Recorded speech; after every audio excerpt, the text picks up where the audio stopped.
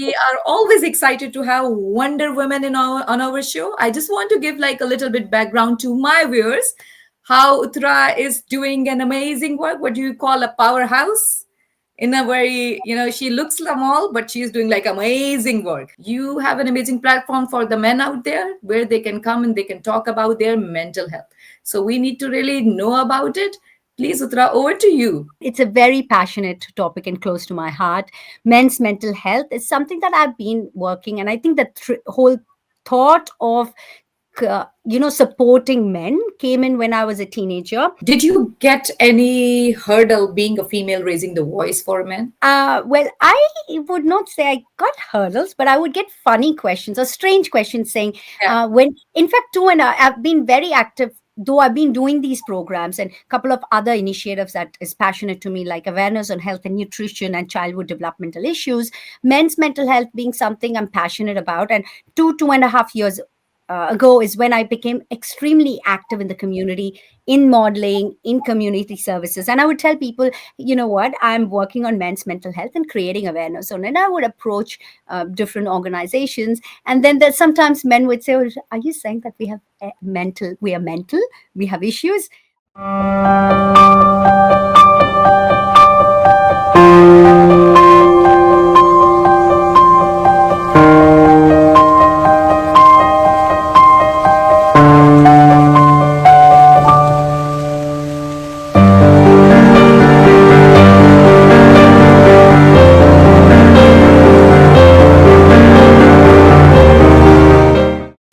Hello, people. How are you? We have, my name is Sahar, and I am back with this amazing show, Women with Power on Pehchan TV.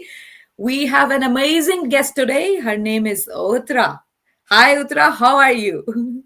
Hi, Sarah. I'm doing great. And thank you. I feel so delighted being on your channel. So excited. So thank you. We are always excited to have Wonder Women on our show. I just want to give like a little bit background to my viewers. How Uthra is doing an amazing work. What do you call a powerhouse? In a very, she looks small, but she's doing like amazing work. So she started a conversation. Well, where should I start from? You are a model. You are an event manager. Beside that, you have come up with an amazing platform, an IT background as well. So coming back to the platform, you have an amazing platform for the men out there where they can come and they can talk about their mental health. So we need to really know about it. Please, Uthra, over to you. How Thank did you. it begin? Thank you, Sahar. Sure. I mean, and it's a very passionate topic and close to my heart. Men's mental health is something that I've been working, and I think the whole thought of supporting men came in when I was a teenager. I would always, while traveling to school or college, I would always wonder when men misbehave or men, when I read news about men committing suicide. And I have also had good friends who are boys and they've gone through trauma and committed suicide. So all that thought always was like, what runs in their head? And maybe, I don't know if it's normal, but also maybe that engineering mind of mine always would try to trigger what causes this, what is the issue behind, what Root could be the cause. You reason. reached to the root cause, right? Yeah. And the root cause. And while I was working on that, and I would obviously, I'm not a trained psychologist, I'm not a psychologist as yet, but having said that, I would reach out to the doctors, the psychologists, and people to understand, who are trained on that, to understand as to, what could be the cause. And one of the reasons that we did see was the childhood trauma, their upbringing, and the journey through their childhood and teenage life, which has a huge impact. And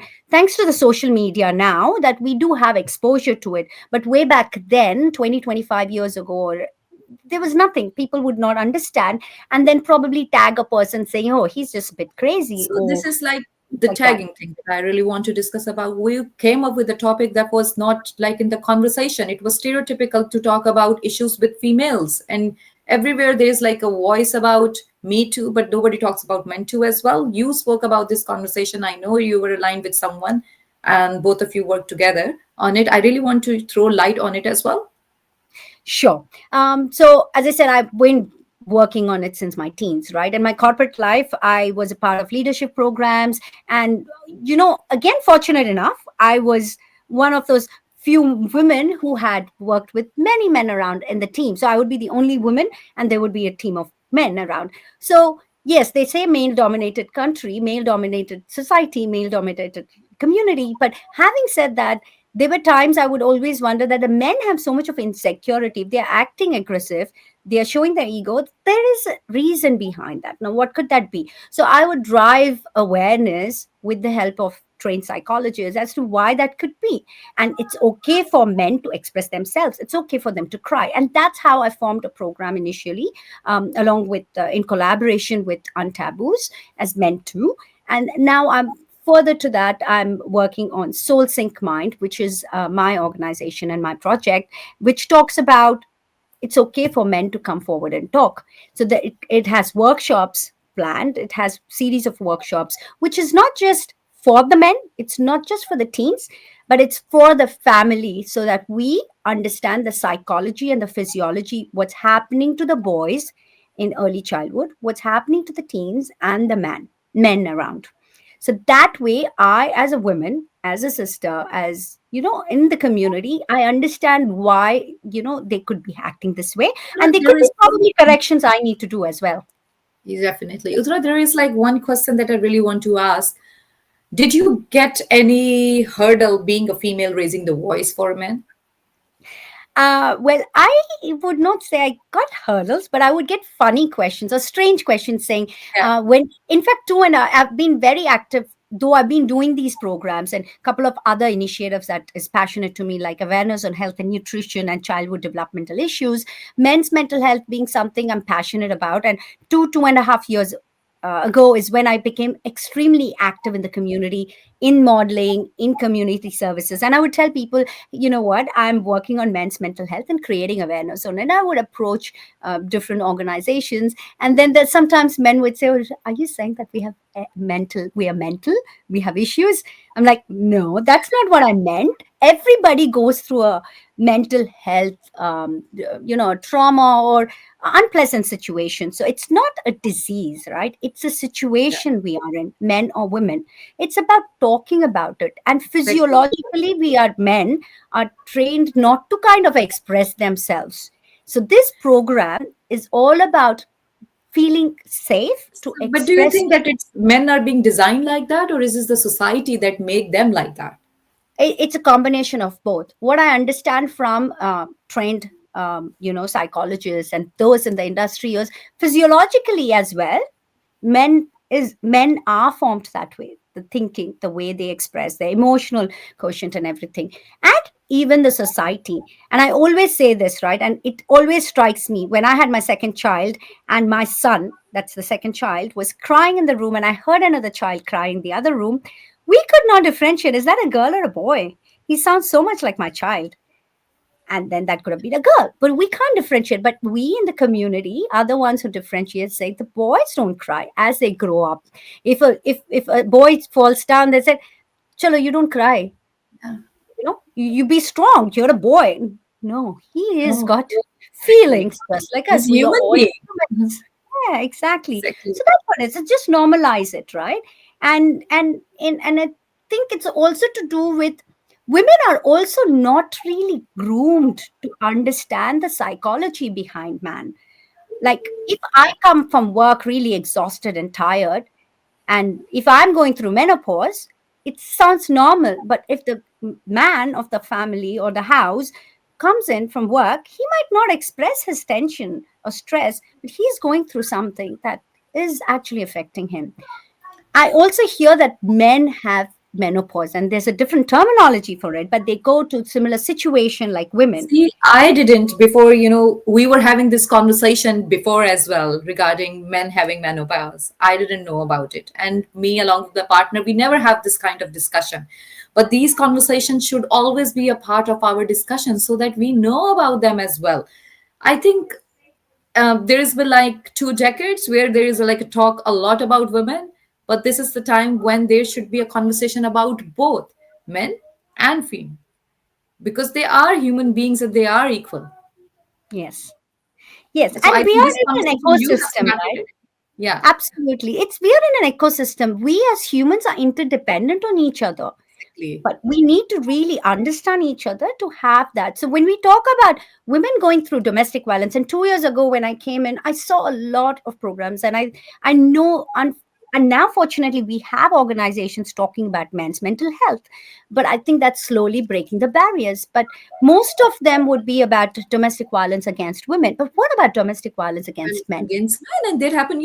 Funny thing is, few days back I have this conversation with my male colleagues, and they said, do you know how much we also suffer when it comes to matrimonial or anything, because we also have some issues related to violence, but nobody talks about it. And whenever domestic violence comes, we always have this picture of female being beaten or something happened to them, but they never talk about what's happening to the male out there.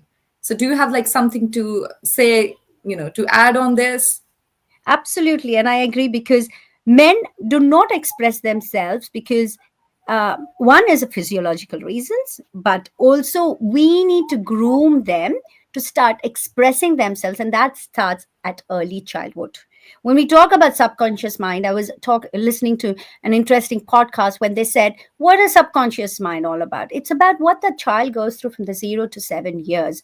That's in their subconscious mind. So especially at that age, it's important to let the boys learn and find the tools to express themselves. And we as parents need to learn it, right? So, and that's when, and that's when that as an adult they will start expressing. But domestic violence men really go through, and the numbers we see there might not be even true because they don't express themselves. They've Exactly. been told to not, because they feel shy, they feel the fear of being bullied, they feel that they are less manly, right? It's all about that. So I think that needs to be, I that think barrier this needs to be. conversation should be not, we should not retain ourselves to one series only. There should be multiple episodes on it. And we really, really want to talk about it, especially next month, men's health day is coming up, if I'm not wrong, right? Yes, And yes. we need to have such kind of conversation. And Uttara, I would really love to have you in many other episodes where we can talk about certain topics that has been neglected before, and we can also share it with our viewers so they have the understanding as well. So we would really want to have you on our next show as well. For Thank you so much, Uttara. Is there any message that you want to give it to our viewers? Sure, definitely. And again, thank you, Pehchan TV, and thank you for giving me this opportunity to start this conversation and sharing my views and thought and what I do, especially in the month of, we just had Suicide Prevention Day. We have World Mental Health Day and Men's Mental Health that's coming in. So this is the app time, but I would tell the viewers that there is no particular day to talk. Every day should be that if you're not comfortable, if you feel there is some kind of a trauma you're going through, please reach out for help.